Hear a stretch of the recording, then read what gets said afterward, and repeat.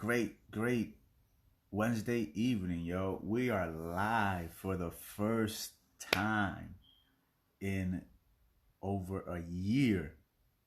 This is the first time in over a year I've been allowed to go live on this account. Yo, it's crazy. But yo, check it. I wanted to come on and just talk quickly about leading by example. I've always been big on leading by example, and the opposite of that is not, and basically, the quickest definition of not leading by example is a hypocrite, right? Somebody that tells you to do something, but then at the other, or not to do something, but they are doing the opposite of what they're telling you not to do. And I've always hated the word hypocrite. I've never liked being called a hypocrite. And at the same time, I never like following individuals that didn't lead by example. The first place that I learned about leading by example was in the military, right? And what really prompted this talk tonight was, I decided to go out and ride my bike. And as I was riding my bike, like a mile from the house, I run across a dead cat in the street. And, as soon as I saw the cat from afar laying down, I asked my subconscious mind, should I pick it up? Should I stop and pick it up? Get it out of the street? And, that's exactly what it told me. It's like, yeah, do it. So I stopped, looked at it for a little bit. Looked like it hadn't been dead for a long time. So I picked it up. Hadn't been smushed or anything. So that, that was even dope because I didn't have to, get all disgusted by it. So I just picked it up. Put it on the sidewalk somewhere where it wouldn't bother anybody. Got on my bike and just kept rolling, right? And it's not the first time that it's happened to me. It's happened many, many times since I stopped consuming animal flesh over the last 5 years. When I was driving my car, I would stop and pick up cats that had been ran over or killed. I would stop, pick it up, move it out of the street, throw it to the side, get back in my car and keep driving, Once I got rid of the car and I started riding bikes, the same thing. I would see a cat or a squirrel got killed, raccoon. One time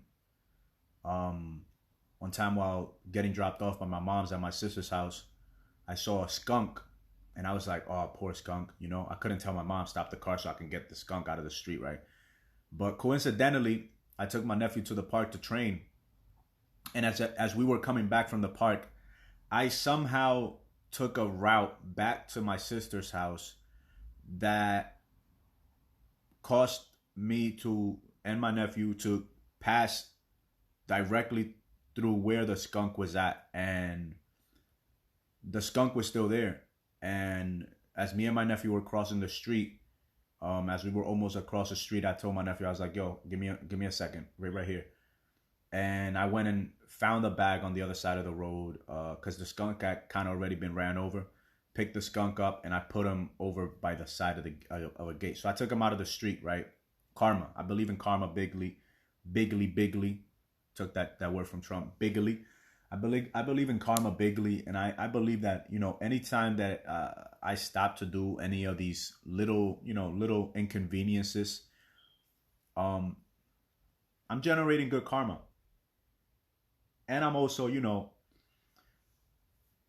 I'm leading by example, right? Because anytime I drive past a dead animal or anybody drives past a dead animal, all they do is like, oh, fuck, look at that, that's nasty, da-da-da-da-da. And I think like, damn, if I was that corpse, would I want to be kept being run over? Or would I want somebody to move me the heck out of the street? So I've done that. I've been doing that. And there's been a few close calls where I almost become roadkill.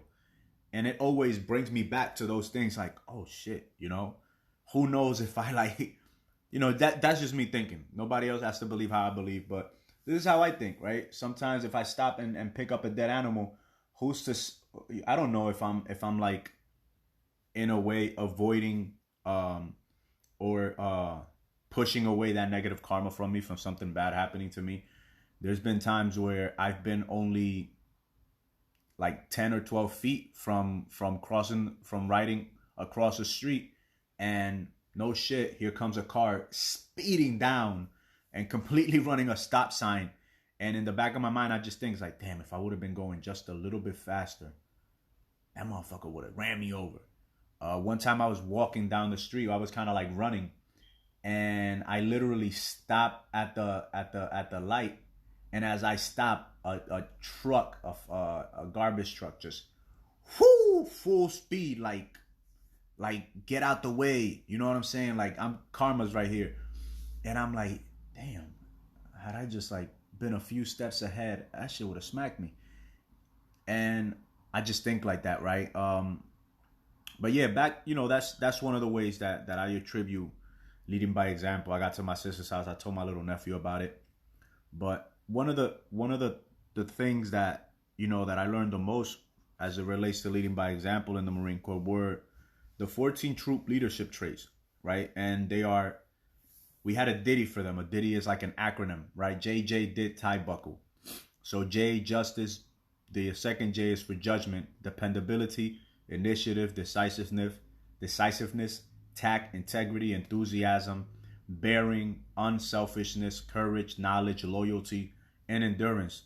A leader is just. A leader executes proper judgment. A leader is tactful in his communication. A leader has integrity. He is enthusiastic.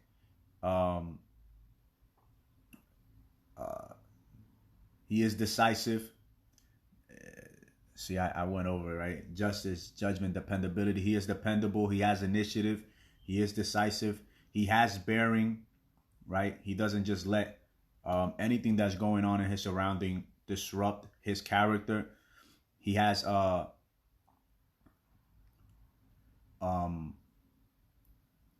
he is unselfish, right? He is unselfish.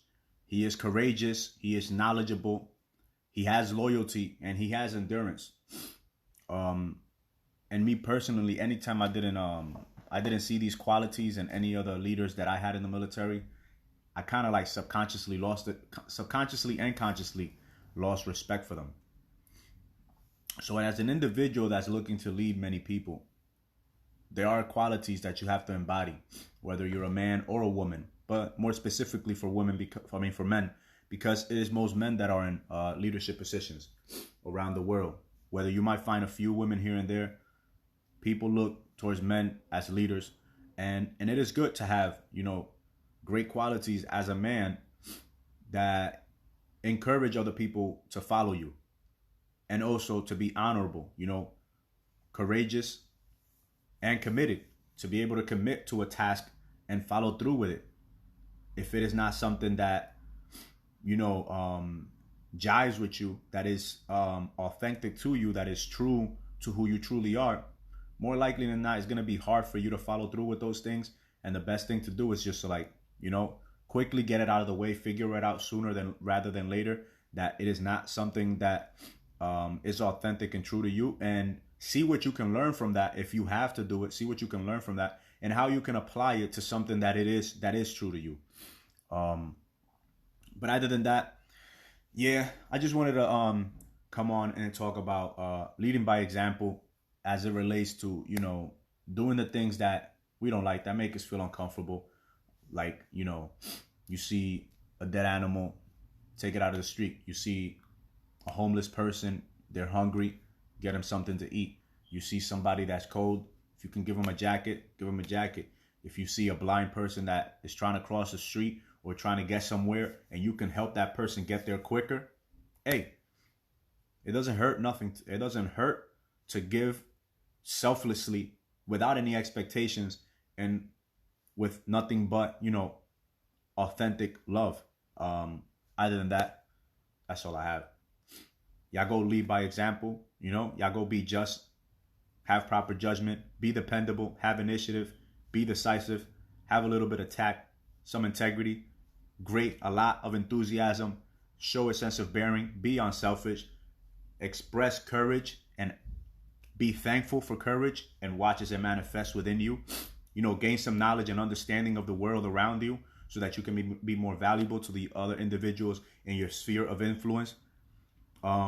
Be loyal, you know what I'm saying? Be honest by having integrity. And develop some endurance, man. Be it physical, through physical, by being physically in shape and physically exerting yourself and doing things that are difficult. Be it mental endurance, you know what I'm saying? Being able to handle hard things and not lose your temperance, your patience, lose your emotions, and have some endurance spiritually. Believe, have faith and full confidence that whatever you have in your mind to do in this life, you can do it. And it is possible. Other than that, ain't nothing but love. You have a great rest of your evening and catch up next time.